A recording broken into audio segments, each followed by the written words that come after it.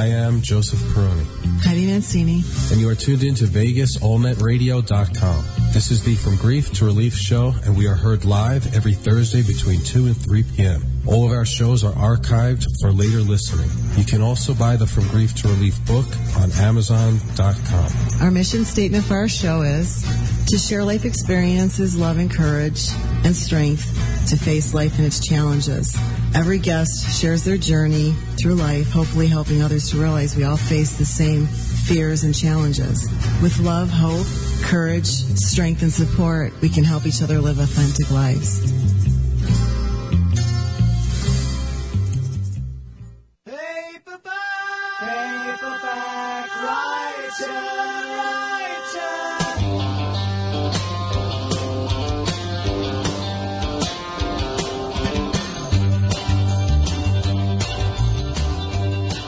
This is Joe Peroni. And Heidi Mancini.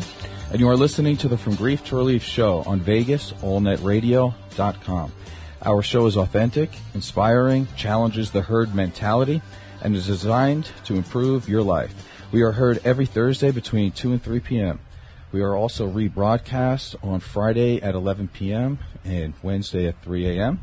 You can visit the archive section where you can hear the stories of people who have taken the challenges of the past and use them as stepping stones to a better future.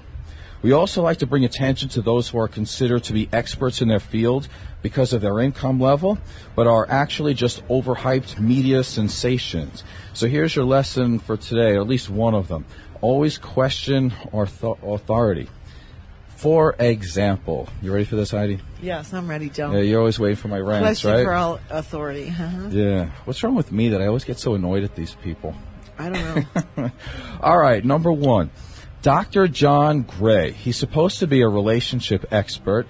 He's the author of Men Are From Mars and Women Are From Venus. He's got about 10, 15 books or so on the bestseller list over his career.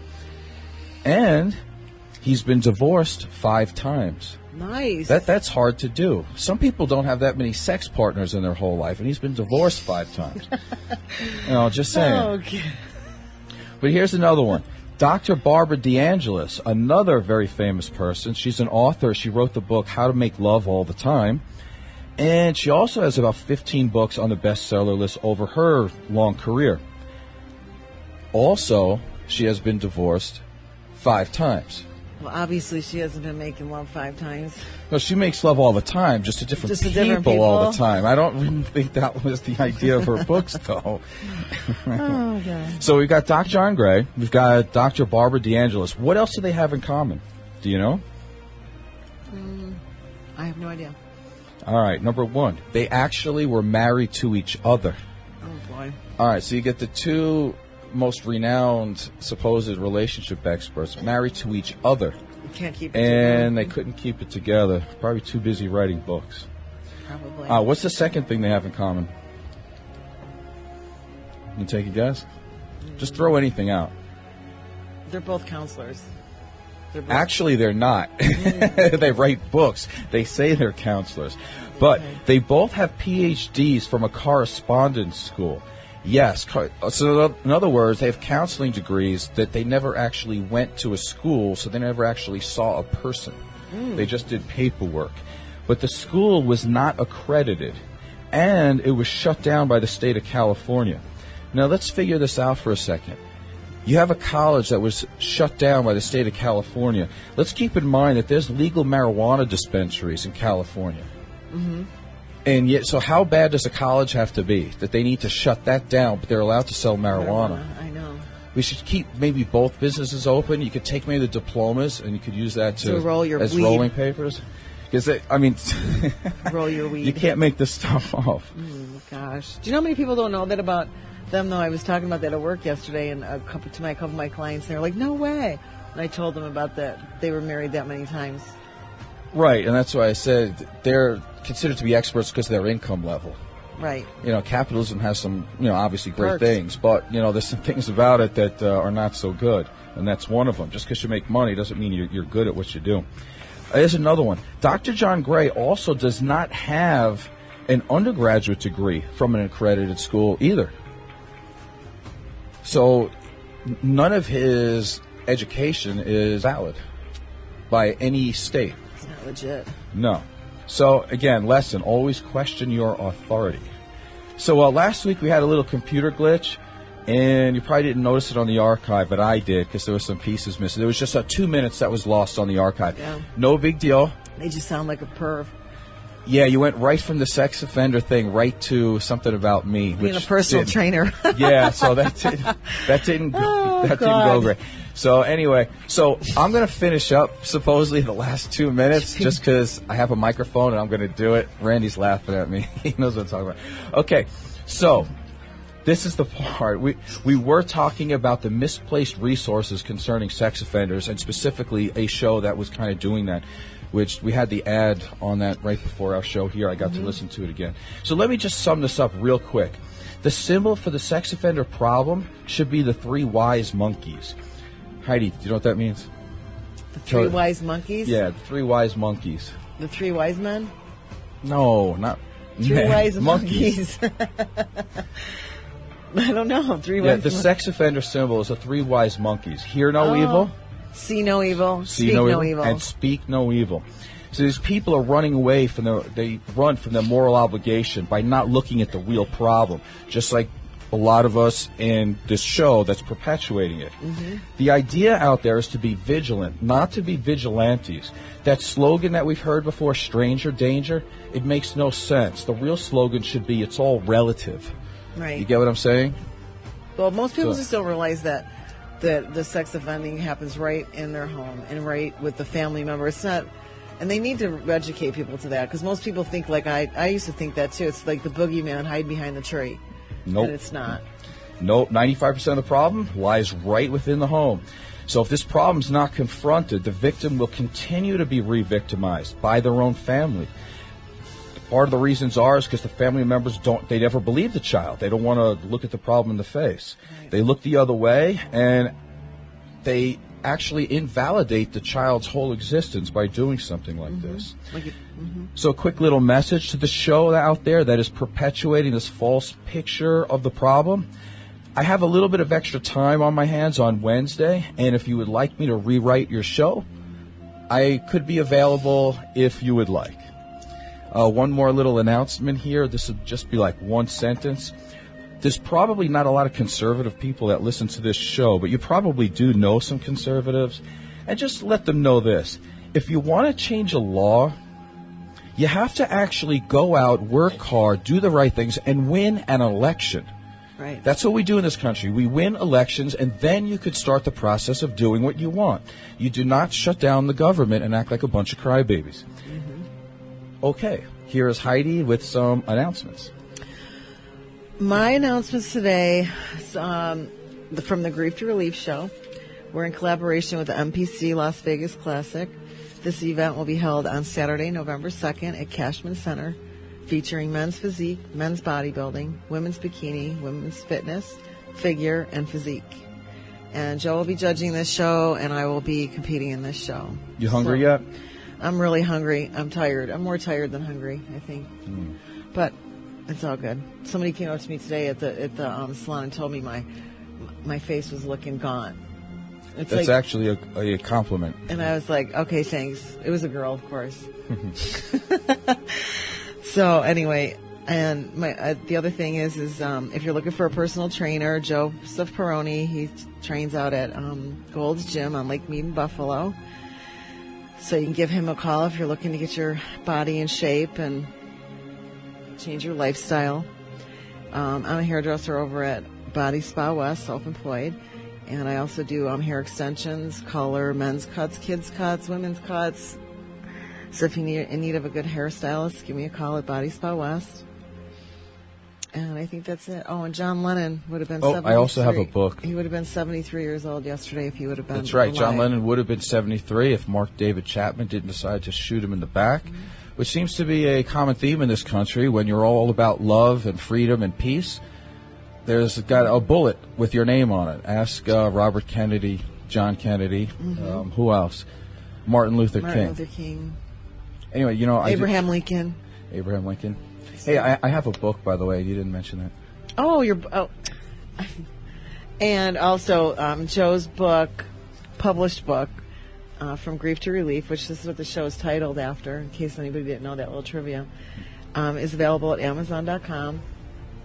So if you're interested in reading a good read and his journey through his grief and life and living over again, it's an awesome book. You should try it out. And meeting somebody else. And meeting somebody else. He met a lot of people, actually. And putting together a radio show. You know, I had to put that in there. I'm sorry. Thank you, nice. Joe. I thought it was nice. Yeah. Shush. Speaking of this, do you know what the name of our show is today? Social intercourse. All right. The name of our show today is Social Intercourse. All right. Keep your ears here. Positions and the games we play. Mm-hmm. Now, I work for myself, and obviously Heidi told you she works for herself, too, as a hairdresser. And there is a lot of intercourse going on in terms of mentality, in terms of working with different people. Mm-hmm. So you have to get the job done. You have to hold a clientele. Everybody's different. Yep. You know, besides all the other things we have in life, whether you're a mother, father, you know, boss, employee, all these other things. So we're calling that social intercourse, how to basically not get screwed by people well, and still maintain your dignity. Before we even came out here, I said, I think that we're never adults. We're never put in a position to use the adult side. Not that often, Not that often. believe it or not. Can't Sometimes. Speak the truth. But see, here's the difference. When you're a real adult, at least you have the awareness that you move into the child mode or the parent mode. But we're going to talk about that in a second. So here's some questions for you. You can play right along. All right, number one, do you ever find yourself repeating the same destructive interactions with the same exact people? Yes. Yes, me too. Do you ever feel like you can't say no to a particular person? Mm-hmm. Yeah, I'm like that too. All the time. I have trouble saying no to you, but sometimes the dogs too when they want food. But anyway, all right. Do you ever feel that a particular person puts you on the defensive with the constant stream of criticism? Sometimes. Sometimes. Does someone always relegate you to the listener position but doesn't bother or have the time or care to listen to you? Yes, I was going to tell you that this morning. You and I were talking about this, and I was going to say the type of people I attract into my life are the ones that I'm supposed to listen to, but they never ask me how I am. So I don't know what that's all about. We have to talk about that. Well, how do you feel about that? I'm okay with it. You're okay with people not caring about you? Well, you know what? I don't know why. Somebody had told me it's because they're attracted to your energy and different things like that, but I don't know. But I've said that before. I go, how come nobody ever ask me how I'm doing? Like, just because I seem like I'm okay doesn't mean I'm okay all the time. So what you're saying is they extract your energy source, but they don't replenish anything for you. Sometimes. Most times. All right. So you just answered all the questions, right? So if the answer is yes, guess what? Guess what? You know whose fault it is? It's ours. Mine. The problem is your problem. It's your state of mind. It's not the other person. True. That is true. Because when somebody asks me a question, I should just say, I don't know, figure it out. Because I don't really want to tell you the answer, so figure it out. So you ever try to figure out? I'm going to try that.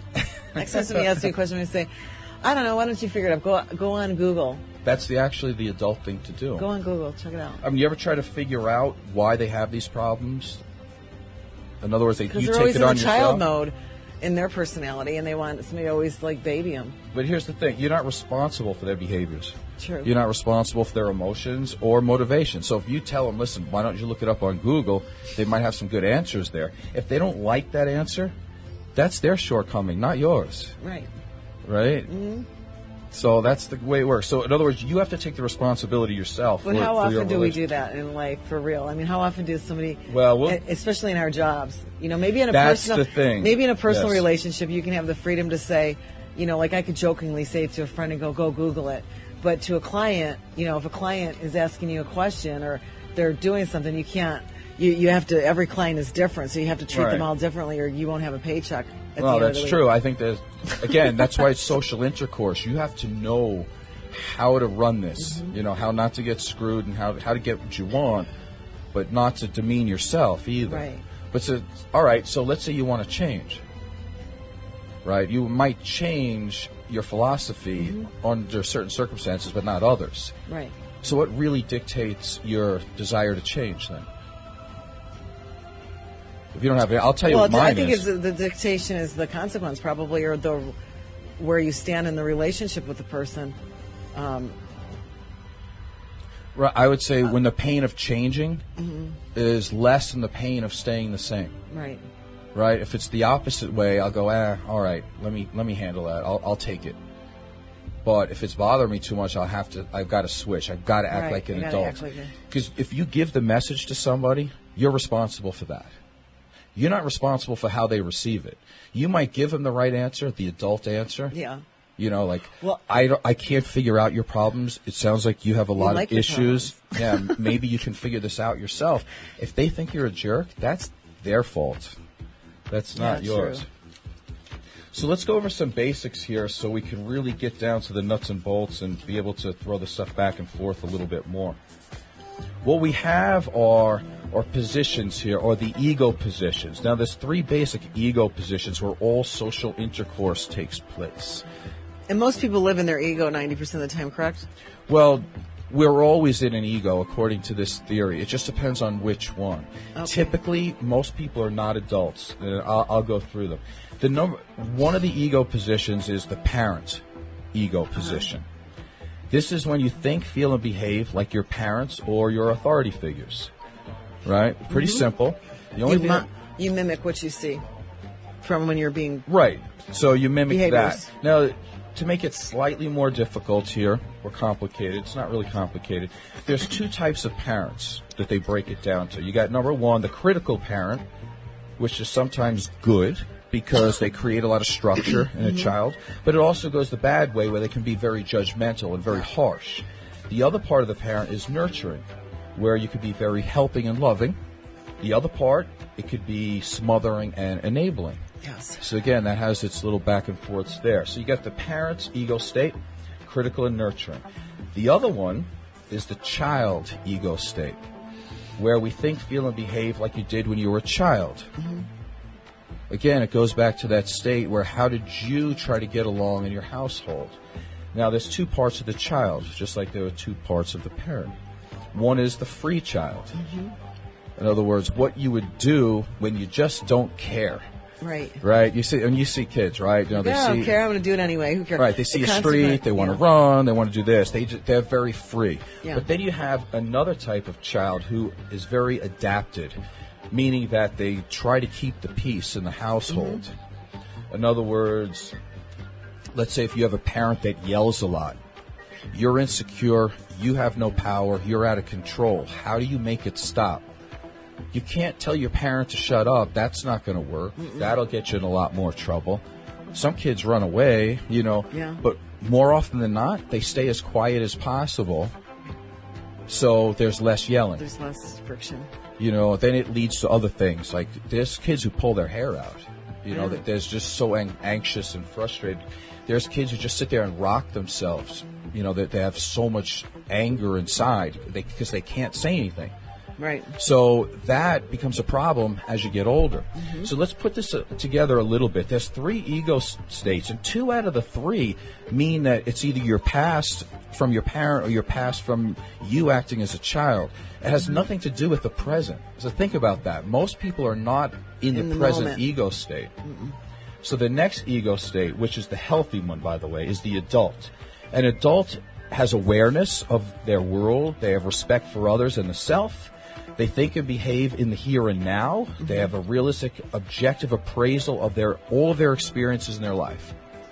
So if they were hurt when they were 5, when you're 25, it should not make a difference.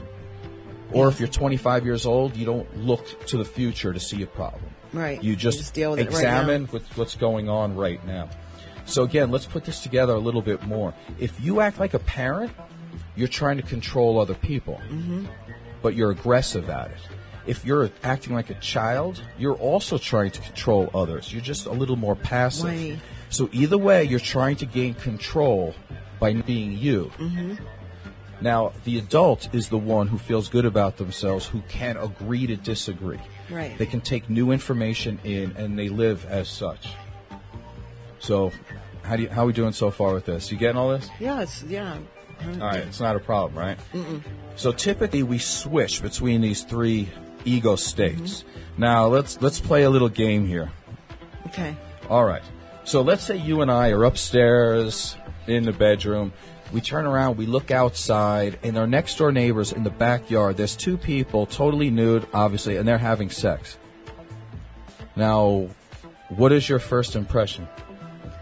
I would say, Joe, come here, check this out. Okay, so let's say I believe that. You would be an adult. I would be like, oh my God. This would be exactly what I would do. I'd go, oh my God. And then I would like close the blind a little bit, like I'm not there. And then I would say, Joe. So you would come call here. me. Hurry up. Come over here. All right, so you would call me over. Yeah. Okay. Let me tell you where you are then. Check it out. You are an adult. By that, let me tell you why. Because as an adult, you're aware that we all have bodies. Underneath our clothes, we're all naked. Yeah. Now, if you are conservative, right, they have a different ego position. They're like, oh my God, there's sex going on. Stop it. Can't see it. I don't want my wife to see another naked man. Ooh, right? That would be a problem. Right. Because they were repressed as a child. So they redo that. They might even have a problem with you watching porn. Right? All these people up in arms. Oh my God, it's terrible. It's degrading women. Okay, when a man and a woman have sex, why is it degrading for the woman? The answer is because it's not. It's because it's degrading for them because they were taught that their bodies are horrible things that need to be hidden. That's why. Yeah. Right? So we just figured that out for you. But see, you were obviously raised correctly. Well, I think I was raised correctly in a way, but in a way, when I was younger, though, when I was a little more shy and inhibited, when I was a young girl, I probably would have done the same thing, but I would have been, ooh, kind of gross, but come here, check this out. Where now I'm like, it's not gross, come check this out, That would have been the difference. But as you got older, you didn't care what your maybe authority figures said. Okay, so you started to look at the world through your own eyes. Mm-hmm. Okay, that's what an adult does. So you're not threatened. No. Okay. You have access to all the information in the world, and sex is something that adults do. Mm-hmm. So not a big deal to you. Right. All right. That's where I am. I would be the adult. I wouldn't have a problem. Would you call me over to the window? Would you go, come here, Heidi? Well, if the guy was bigger than me, probably not. No, I'm just screwing with you. Oh my God! But you'd be like, oh. But here are some other things, though. Let's say you're the parent, right? Or not a parent. Okay, this is the parent ego state. There's a difference. I'm trying to explain this to Randy, make him believe that there's a whole big audience out there. It's not the parent itself. You could be any age. It's the parent ego state. So if you're the nurturer, you might say, wow, that girl and guy, it's sunny out here. They might need some, sunscreen because they might get a sunburn, right? You would be nurturing. You wouldn't be judging. You would just want to nurture them. And if they were going at it for a while, you might want to offer them some water, right? Yeah, that's possible. But let's say you were the critical parent, right? You might call the cops if you were the critical parent. Yeah. You might say, hey. So that's lewd conduct. Yeah, that's lewd. That should only be missionary position, on the bed, and definitely not on Sunday, that kind of thing. Yeah, so you might do that. You could just yell over the wall and tell the person to put their clothes on. Mister. And you know why you would do that? Why? Because you want to be even more critical and more shaming and try to put more guilt on them. It would be hard. It would be worse to do that than it would be to call the cops. You actually want to get personal and show them how evil these people are. So that's possible. You could do that. Now, let me give you a little example of myself, because you mentioned you being young. When I was young, my parents got divorced when I was 6. So this is a little embarrassing to say, but I'll say it. I always bleed for my audience. I'll tell you exactly where all this information comes from. Okay, so I had one bedroom. But I shared it with my sister. Now, let's figure this out, right? As a young boy growing up, we had bunk beds. You're on the top or the bottom? That sounds really bad. You know that? Honestly. I was on the bottom. So I always had the bottom bunk bed. See, and I always like to be on the top because I always felt smothered on the bottom with the thing on top of me. I just wanted quick access out, I guess. Okay. I don't know. So anyway, I had the bottom bunk bed. Now, as a young man growing up, you go through your adolescence. There's things that boys go through. Right. And you start to have those changes and I felt uncomfortable to talk to my father because he wasn't in the house, so I felt uncomfortable. Right. I certainly couldn't talk to my mom, and a lot of these changes and weird things that happen to a boy's body, I could not. You know what I'm saying? It's very uncomfortable because you're in a room with a woman. Not a woman. Well, my sister. Yeah. This is another young girl. So the thought of me even taking my shirt off and walking around the house was kind of like not something I wanted to do. Right.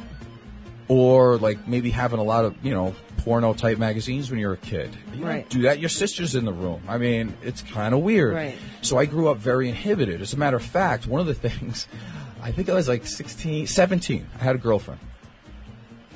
And I was just, all I was about football. I didn't care much for actually being smart in school, but she was actually smart. She actually cared about school. She joined this BOCES program where you could actually be a nurse. Mm-hmm. And I was a total jerk, looking back on it, because being a nurse, the only thing I could think of is that my girlfriend and I had not had sex up to that point, and she was going to be giving sponge baths to guys. Mm-hmm. And I thought, hold it, you're going to see other men naked. And I couldn't care less that, it's a healing profession. Mm-hmm. I didn't care. All I thought was nudity. Right. I'm inhibited. I was not brought up around nudity. I could barely even just take my shirt off around. So It freaked me to no end. So, I was very immature. But I grew up. Right. And now I don't have that problem anymore. Just... Yeah, I'm glad, and you're probably glad too. Mm-hmm. So that's the parenting part. Again, now let's go to the child ego state. You got the free child. What would the free child do? Child go. Now, understand again, it's not a child doing this; it's an adult in the child ego state. Right. A free child, if they saw the same thing. Yeah. They would probably be cool with it. Yeah, if they saw two people having sex in the backyard, they'd say, "Hey, I want to join in." Right? Yeah, they would look. They might even take out binoculars and just sit there and look. That's what a free child might do. Right. They would join in. Or if you were adapted to how your parents were, let's say inhibited again, you might feel embarrassed just by seeing it. Right. You might feel guilty that you saw it at all. You would look the other way. Well, that's how I was when I was younger. That's what when they said when I was inhibited when I was younger, because I was raised around a bunch of Italian boys, and they would go swimming and they go skinny dipping at night, and they're stupid, and I'd be up in my bedroom and you hear them out there, and then you see these guys naked, and I would go back, it was embarrassing. You're like, oh, I don't want to see that. I'm not like that now. But you saw guys naked? See, if I was younger, I wouldn't be able to talk to you anymore. I'd be so embarrassed that you were able to compare me to other guys. Well, I just was like, oh my gosh. But see, that's the And then we child. had a guy around town. He used to go around and pull his drawers down in front of you in his car. So that was freaked me out. So, like, my first experiences with that kind of garbage were kind of weird. So I had like a weird sense about men and sexuality, and I thought, God, they're all weirdos, But as I got older, I started. But you eventually moved to an adult state. Eventually, I went to the adult state. Well, that's good because I believe I'm in an adult state. Yes, you are. We'll talk a little bit later about how I'm not in an adult state. But let's take it from this point of view, too, because that doesn't often happen where you see two people having sex in the backyard. No, never. But what does happen Hardly. a lot is in the workplace, you have two people that are adults, acting as adults also in the ego position, let's call it. You've got a boss and a worker. Mm-hmm. The worker shows up late. He or she misses an important meeting. The boss can say one thing like, "You were late." Right. That's it. Make your comment. But what if the boss says, "You're late and you're useless"? Now he just changed ego states. He went from being the adult to a parent who's critical. Mm-hmm. Now the answer from the worker could be, "You're right. I am late, and I know that I'm useless." Now, that worker just went from the adult to the child. Now, this actually is called a complementary relationship. That can last as long as you don't mind being abused for the rest of your life. Yeah, and I'm not being serious here. Right. I mean, but people do that. People will take that very bad, it's almost slavery role in order to keep the relationship going. And that's why at work it's really bad, because you're not on an even territory with your boss. No, but you're not even being self-employed. you know you're not on even term. You're not. Never. At all. That's why this is intercourse here. You got to try to figure out your way around this. Right. So now what if you're the worker and you decide, you know what, I'm not taking this garbage. So you say, I'm sorry I'm late. But as an adult. But don't you ever talk to me like that. Who talks to another adult like that? Right. Then what happens? I don't know. Then it's adult to an adult. Right. But then you could take it one step further. You could say, who talks to someone like that? I'm going to let your advisor know how you treat your workers. All of a sudden, there's somebody over this boss who's acting like a jerk. Now you put him in the child position. You understand what I'm saying? Yeah. Now it's this person's move to say, I am sorry. Right. Now you're back to two adults speaking again. So that's kind of how it works. So let me go over this real quick. If you're an adult, because that's what we really want to be here, we always want to be in the adult ego position. You feel equal with others. Right. Even if the playing field is not even, you still feel that you're equal. And you are. As a human being, you are. And you realize that every situation is different. Even if your parents told you you need to be polite, you don't have to be polite all the time. If somebody's being a jerk to you, you do not have to be polite. You can move away. You can just say, I don't want to talk to this person anymore. And you give credit to other people. You expect them to be adults. And if you give them an answer, you expect them to act in an adult fashion. You don't fear disapproval. You can listen to criticism from other people with no problems. And then you look at it and you determine if it's accurate. Because they might be right. And if they are right, you fix it. You don't sit there and whine, cry, and complain and basically become a victim or a child. So you realize that everybody's equally capable, and if you enable people, all you're doing is slowing down their progress. And again, you're not responsible for the other person. You're just not. And from the beginning of our show, you can say no easily and without guilt because you have faith in others to handle it because they're supposed to be adults. Right. You know, it summarizes it all up. Adults are balanced, right? And if you're acting like an adult, the other people around you have to do two things. Either they're going to grow up, right? They're going to grow or be enlightened, or they got to go. That's really simple. And what they'll do is, a lot of them, they won't grow up. What they'll do is they'll go out and find another target. Right. And I said it just that way for a reason. Because when you feel guilty about being an adult and doing the right thing, it's not your fault. They're actually targeting you. Right. There's actually some bad behavior on their part. They're trying to somehow subliminally hurt you in some which way. So let's take a little break here. And what we're going to do is we're going to play a song by Queen. It's called Play the Game because that's what we're talking about a little bit today. Let me just give you a couple of words here because a lot of these games you shouldn't really have to play if you want to fall in love with somebody. Some of this is actually very easy. So here's some of the words just to point it out to you so you don't get you listening to how great his voice is in the music. I want you to understand some of the words here. So if you're ever driving down the street and you hear this song, I want you to kind of put it in with this theory right here.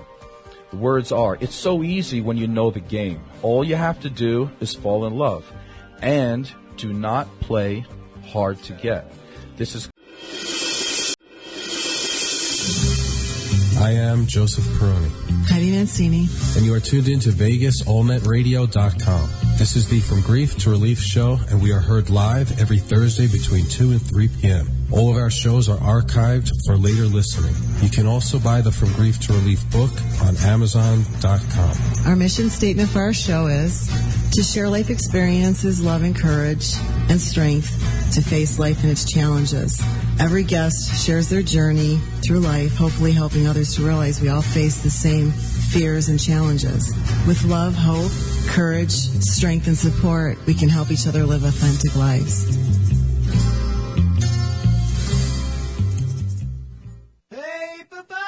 Paperback writer.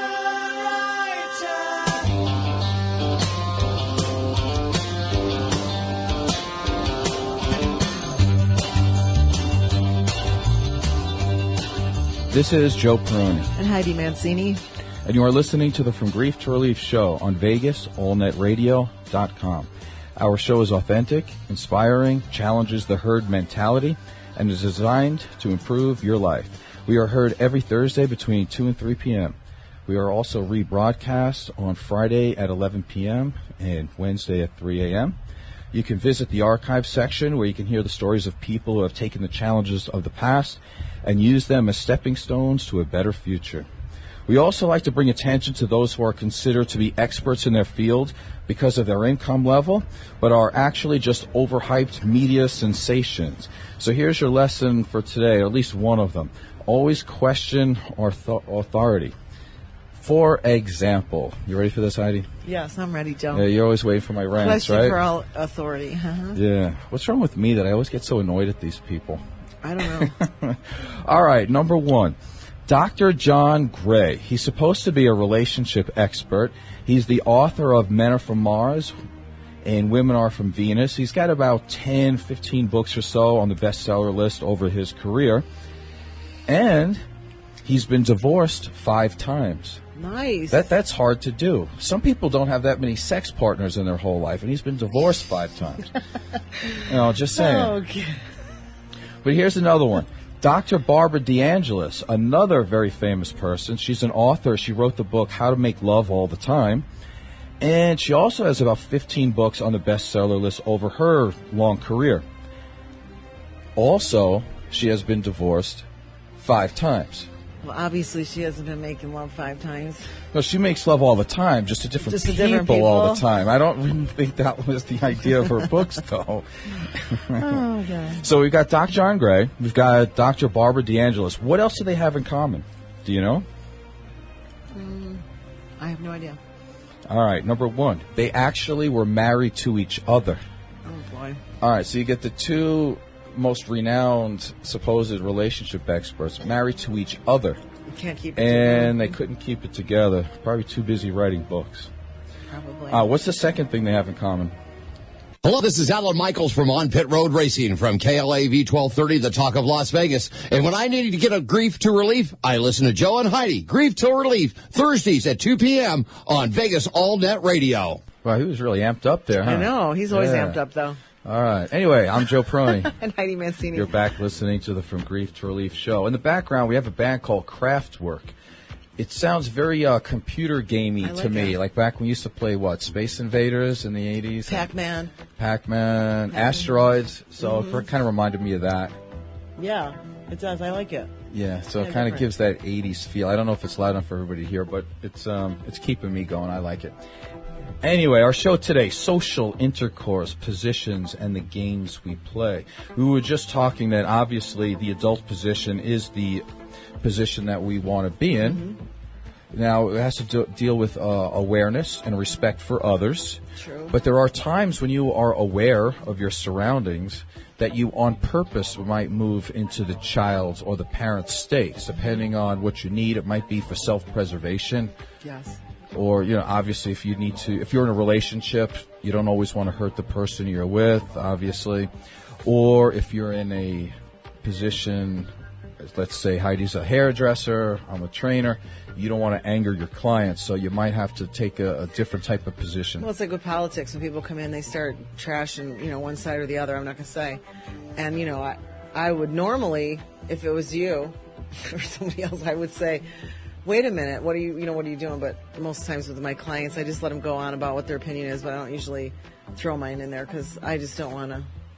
I usually go along with what they're saying, or I don't say anything at all, unless I feel the freedom. I have one client that I could talk to openly about politics where he's on the opposite side of me, and it doesn't get into a huge debate because he takes the adult role, I guess you would call it. Does that happen a lot to you at work? No. No? Because it happens to me all the time. No, where somebody's on the opposite side and they can have an open discussion and not get into like a disagreement. Right. No, I wouldn't feel the freedom to talk to every one of my clients like that. But this guy, I can. You know who he is. Yeah, we don't need to mention names. We won't mention names, but he's able to see his side, but then he's able to listen to what I have to say, and without shoving his ideals down my throat. But here's a thought, though. Like, how do you feel when you have to hide who you really are in order to get along with somebody? Like, do you feel like it diminishes you? Do you feel phony, maybe a little phony, fake? And how do you deal with that? I don't know. I guess I just get in the back of my head, this is a business dealing, and I'm going to get paid at the end of this. So, and they're not that important to me in the first place. Right. I think that's how I do it. Like if a client, not that my clients aren't important, but on an emotional level, I'm not emotionally connected to my clients that way. Right. Some of them might be my friends, but it doesn't, because I look at it as a business, and that's part of my job to be in the middle or be, what's that called?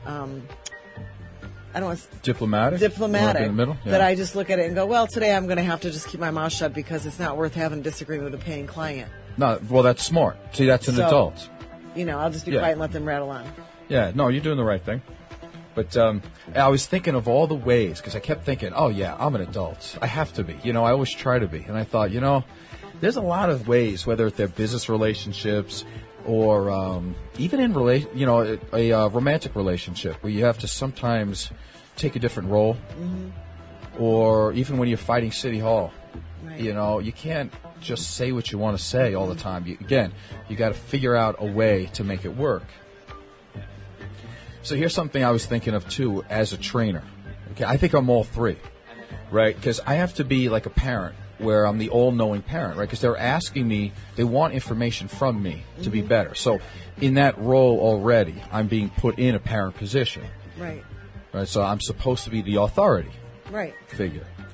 Now, I could be two things here. The nurturing figure, which I think is more like what I do. You can tell me if I'm wrong. But I think, I tell people the right things, but I do it in a nice way. And I don't think I get angry or make fun of anybody. No, you're very good about it, Joe. So I think I get that from my mom. You would agree? Yeah. You can't shake your head. We're on the radio. So. I don't know. I don't know. I don't know your dad that well. But probably from your mom, yeah. But I can be critical, though. So I have that in me, too. So sometimes, that's just part of the game. If I have to be more critical with certain people, I do that. So I play that game. I don't really like to tell people what to do exactly. I like to make it like we're both in a partnership. That's my own personal preference, but I have to do that.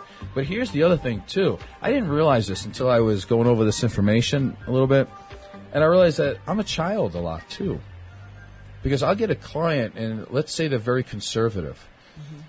Now, not all of them. I don't want to say that, because that's not what I want to do. But if most conservatives, just by the definition alone, it means they're narrow-minded. They're very closed-minded. They don't see outside information. They only see theirs.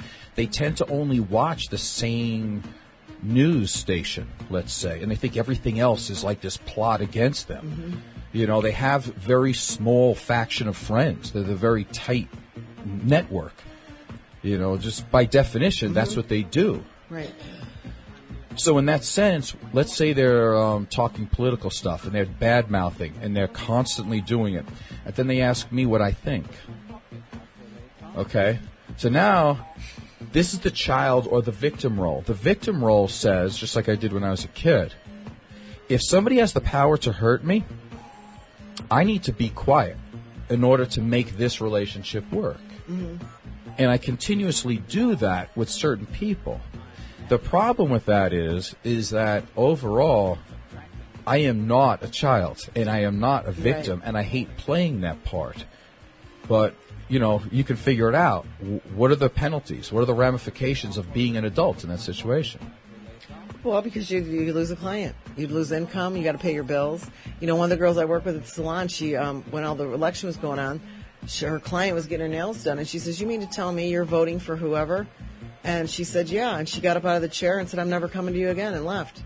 Now, the thing that girl could have done was could have lied, right, and said, "No, I'm not. I haven't decided yet." But she stood her ground with that client and said, "Yeah, I am." And the client got up out of the chair, left, and that was the end of it. Yeah, well, that's been my experience too. But see, it goes back to it. It's not. I don't want to put everybody in the same box. But when you're dealing with concern, because this is not a political show, I want to do it from a social aspect. But honestly, that's why I'm not using political parties' names. I'm just saying, if you're a very conservative human being, you don't like other people's opinions. Okay, well, let me give you another example that doesn't have to do with politics. Say a client. This has happened. A client goes to me and then goes to somebody else for their nails. And they come in my room and they go, I can't go to her anymore because I just don't like the service she's giving me. And I turn around and I say, but she goes, but I got to come to you, and then I might run into her, and it makes me feel uncomfortable. And I said, did you talk to her? Did you tell her? No. The client says no. Right. And I said, well, here, this is what I think you should do. I think before you terminate this business thing, because you do like her as a person, I would give her the benefit of the doubt and go in there or call her and explain to her what's going on and give her the opportunity to make it right. So my client goes, that's a good idea. Right. So what does she do? She calls the girl up and tells her, her side, and says, I'm thinking of going somewhere else because I just haven't been happy with my nails, blah, blah, blah. The girl says, well, we can try this, we'll do that. They're back, she's back doing her nails. I mean, I would think that would be an adult situation. That where is. No, you handled it she's well. complaining in a childlike way instead of handling it like adult and going to the person and saying, this is what's going on. She's going to run away instead of having a confrontation. Right. But in the long run, it's going to cause problems, even worse problems down the road, because now she's got to worry about coming into the salon. I got to worry about losing her as a client because she's afraid to come in the salon and run into her. I mean, you see that at the gym. Somebody trains with somebody for a long time. They start training with you, and they're like, oh, I'm afraid I'm going to run into him. Right. Well, they need to clear it first. So they need to clear it, because the thing of it is it makes you uncomfortable, it makes them uncomfortable, it makes everybody uncomfortable. But a child by nature, including the child position here, you know when you're dealing with a child when they say, I hate you, I hate that person. Mm-hmm. They're not saying anything specific. They just say a feeling like that. Or they go, I quit, I'm leaving, I'm done.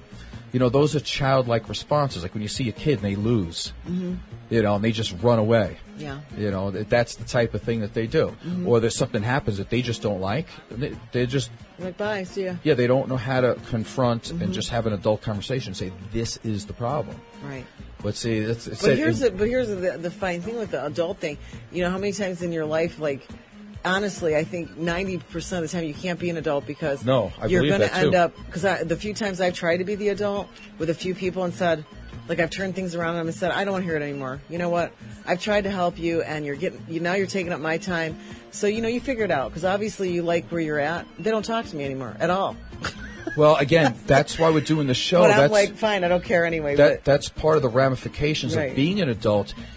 Unfortunately, it's like that with counselors, too. As you get better and more enlightened about life, if your partner does not move and change their ego state to an adult, there's only two things that can happen. Either the other person can grow or you got to go. Grow or go. That's just the way it is. Yeah. And that's the hard part about trying to get smarter and better and more enlightened. So we're going to take a little bit of a break here because I want to get this other song in because it does say some of the things we want to say. But let me give you a lead up here.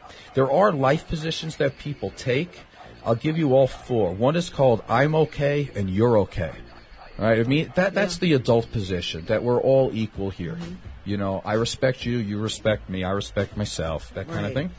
One is I'm not okay and you are okay. Meaning that if you do give me an adult response, I don't hear what you're saying. I hear that you don't think I'm a good person. You think I'm horrible. And I might hear that you think that you're perfect and I'm not. Because I come from a depressed position. One more time, the I'm not okay and you're okay. So I think everybody else around me is better. So that's a horrible position to be in. Or the I'm okay and you're not okay. Yeah. That's the arrogant position, which is typically the conservative position. Again, going back.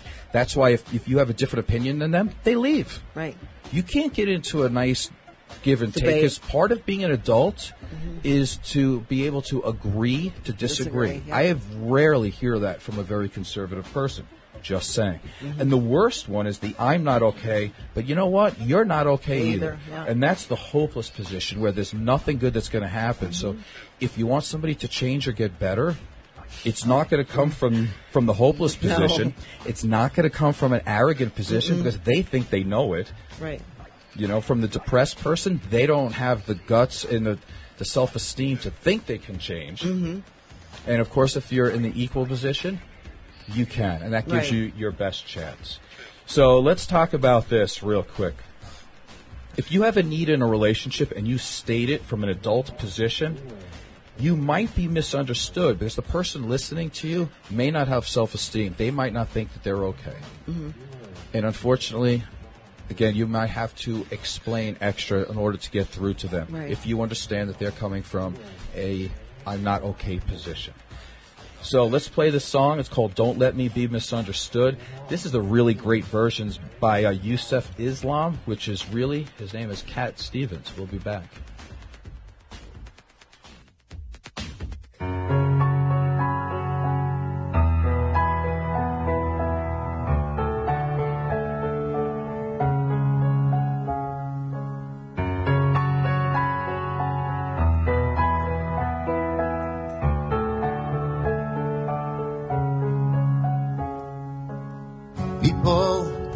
Do you understand me now? Sometimes I seem a little mad. Don't you know no one alive could always be an angel? When things go wrong, I seem a little sad. But I'm just a soul whose intentions are good. Oh Lord, please don't let me be misunderstood.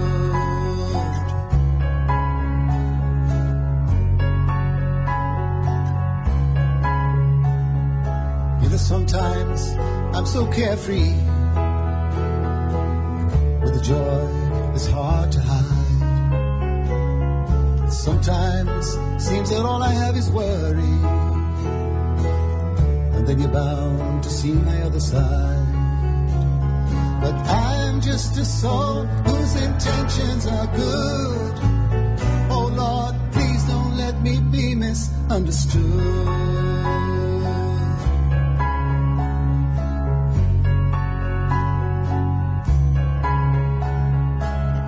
If I seem edgy, I want you to know that I never mean to take it out on you. Life has its problems, and I get more than my share.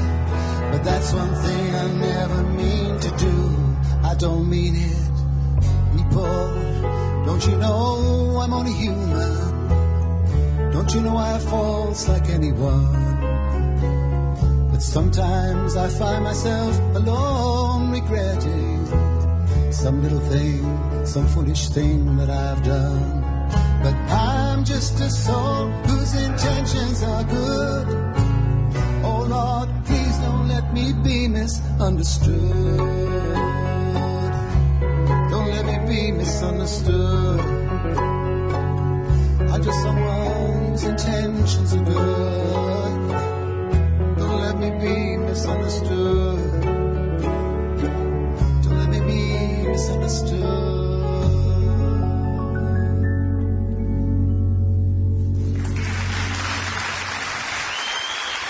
This is Jenny Ortano from Boston, NPC national level figure competitor. And when I work out, I listen to Heidi and Joe on the Grief to Relief show. This is Joe Peroni. And Heidi Mancini. And you're back listening to the From Grief to Relief show. We have about, Randy, a minute and a half? All right, let's play a quick game here. Games people play. There's over 100 of them. Let's see if we can do this in about a minute and 15. This game is called Why Don't You Yes But game. Okay. All right. Okay, I'm playing the part now. All right, Heidi, I have a problem in my relationship.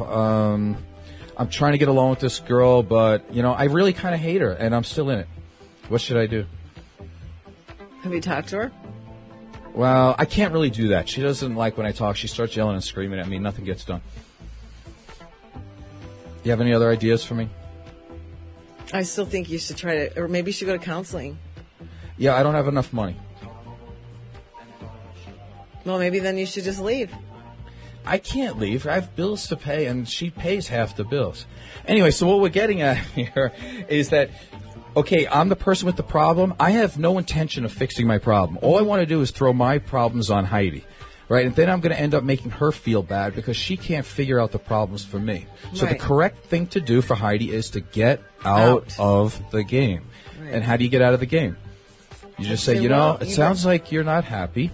So figure it out. Maybe you need to look this over a little bit more and figure out the answer for yourself. That's how you get out of the game. Yeah. Okay, well, time has flown right by. My name is Joe Peroni. And Heidi Mancini. Thanks for listening to the From Grief to Relief show.